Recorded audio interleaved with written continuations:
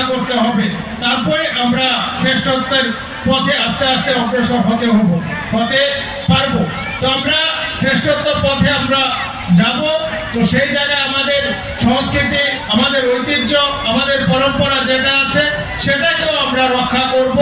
আমাদের সরকার প্রতিনিয়ত সেখানে চাইছে যাতে কোনো সম্প্রদায়ের, কোনো জাতি গোষ্ঠীর কোনো সাংস্কৃতিক অনুষ্ঠান হোক, তাদের পরম্পরা ধর্মীয় অনুষ্ঠান হোক, যাতে কোনো অসুবিধা না হয় তার জন্য প্রতিনিয়ত সরকার সেখানে প্রচেষ্টা চালাচ্ছে এবং আর্থিকভাবেও সহযোগিতা করছে। তো আমরাও সেই আমাদের এই জেলার মধ্যে যাতে কোনো জাতি গোষ্ঠীর কোনো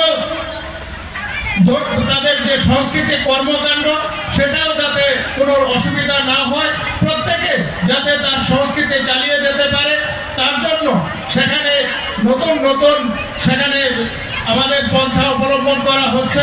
সমস্ত জাতি গোষ্ঠী যারা আছে, জনজাতি গোষ্ঠী যারা আছে, আমাদের চা শ্রমিক যারা আছে, সবাইকে নিয়ে আমরা চাইছি তাদের যে সংস্কৃতি, তাদের যে পরম্পরা সেটাকে বাঁচিয়ে রেখে আমরা আস্তে আস্তে আমরা এক ত্রিপুরা শ্রেষ্ঠ ত্রিপুরার দিকে এগিয়ে যাব। এবং আমাদের মাননীয় মুখ্যমন্ত্রী তথা মাননীয় প্রধানমন্ত্রীর যে স্বপ্ন আমাদের এক ত্রিপুরা শ্রেষ্ঠ ত্রিপুরা গঠন করার এবং এক ভারত শ্রেষ্ঠ ভারত গঠন করার, সেটা আমরা গঠন করব। তো আমরা যদি এক ত্রিপুরা শ্রেষ্ঠ ত্রিপুরা গঠন করতে যাই তাহলে আমাদের সংস্কৃতি চর্চা আমরা করব, পড়াশোনাও আমরা করব, আমরা আধুনিকও হব, কিন্তু আমাদের সমাজ যাতে ঠিক থাকে তার জন্য আমাদের সমাজের যারা সমাজপতি আছেন, যারা অভিভাবক আছেন, যারা মায়েরা আছেন, তারা সেই জায়গায় সচেতন হতে হবে, সতর্ক থাকতে হবে। কারণ একটা অংশ যারা নাকি এই সমাজের ভালো চায় না, সেখানে নেশার একটা রমরমা শুরু করে দিয়েছে যাতে আমাদের যুব সমাজকে সেখানে ধ্বংস করে দেওয়া যায়। তো সেইখান থেকে আমাদের বেরিয়ে আসতে হবে। আমাদের ছেলে মেয়ে যারা আছে, আমাদের অভিভাবক অভিভাবিকা যারা আমরা আছি, সবাই মিলে আমাদের এই নেশার বিরুদ্ধে যুদ্ধ ঘোষণা করতে হবে যাতে আমরা এই নেশা থেকে বেরিয়ে আসতে পারি। আমাদের আগামী যে প্রজন্ম, আমাদের ছোট ছোট শিশু যারা আছে, তারা যাতে তাদেরকে যাতে আমরা নেশা থেকে বের করে আনতে পারি তার জন্য আমাদের প্রত্যেকটি অভিভাবক, সেখানে অভিভাবিকা কাজ করতে হবে, সবাইকে বুঝাতে হবে। কারণ আজকের দিনের যারা শিশু আছে, আগামী দিনে তারাই এই দেশের ভবিষ্যৎ হবে, এই রাজ্যের ভবিষ্যৎ হবে। তাদের মধ্য থেকে কেউ ডাক্তার হবে, কেউ ইঞ্জিনিয়ার হবে, কেউ মন্ত্রী হবে, কেউ মুখ্যমন্ত্রী হবে। তারাই দেশ পরিচালনা করবে, আমাদের রাজ্য পরিচালনা করবে।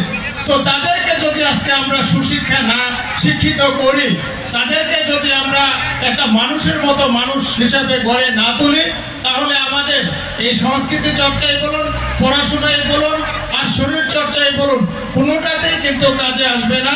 তাদেরকে আমাদের মানুষের মতো মানুষ করে গড়ে তুলতে হবে। তাদের আমাদের যে পরম্পরা যেগুলি আছে, আমাদের সাংস্কৃতিক অনুষ্ঠান যেগুলি আছে, আমাদের সংস্কৃতি যেগুলি আছে, সেইগুলি তাদেরকে বুঝাতে হবে, বুঝিয়ে তাদেরকে সেগুলি চর্চা করাতে হবে, করিয়ে আমাদের তাদেরকে আস্তে আস্তে এগিয়ে নিয়ে যেতে হবে। তো আমি আমার বক্তব্য দীর্ঘায়িত করব না। আমি আবারও মঞ্চে যারা আছেন, আমাদের শিবেন্দ্র থেকে শুরু করে, আমাদের কার্তিক আচার্য থেকে শুরু করে, তাদের নাম নিতে আমি ভুলে গিয়েছিলাম, এবং অন্যান্য যারা আছেন, আমার সামনে যারা আছেন, বিশেষ করে আজকে মণিপুরী সম্প্রদায় থেকে যারা আমার অভিভাবকরা আছেন এবং আমাদের অন্যান্য সম্প্রদায় থেকে যারা এসেছেন, আমাদের মায়েরা বোনেরা যারা এসেছেন, প্রত্যেককে আমি আবারও আমাদের পশ্চিম ত্রিপুরা জেলা পরিষদের পক্ষ থেকে এবং আমার ব্যক্তিগত তরফ থেকে অনেক শুভেচ্ছা এবং অভিনন্দন জ্ঞাপন করে আমি আমার কথা রাখছি। আগামীবার যখন এই মৃদঙ্গ উৎসব হবে, সেটা আরো বড় আকারে হবে, আরো আগে থেকে সেখানে অভিভাবিকা কাজ করতে হবে, সবাইকে বুঝাতে হবে। কারণ আজকের দিনের যারা শিশু আছে, আগামী দিনে তারাই এই দেশের ভবিষ্যৎ হবে, এই রাজ্যের ভবিষ্যৎ হবে। তাদের মধ্য থেকে কেউ ডাক্তার হবে, কেউ ইঞ্জিনিয়ার হবে, কেউ মন্ত্রী হবে, কেউ মুখ্যমন্ত্রী হবে। তারাই দেশ পরিচালনা করবে, আমাদের রাজ্য পরিচালনা করবে। তো তাদেরকে যদি আজকে আমরা সুশিক্ষা না শিক্ষিত করি, তাদেরকে যদি আমরা একটা মানুষের মতো মানুষ হিসাবে গড়ে না তুলি, তাহলে আমাদের এই সংস্কৃতি চর্চাই বলুন, পড়াশোনাই বলুন, আর শরীর চর্চাই বলুন, কোনোটাতেই কিন্তু কাজে আসবে না। তাদেরকে আমাদের মানুষের মতো মানুষ করে গড়ে তুলতে হবে।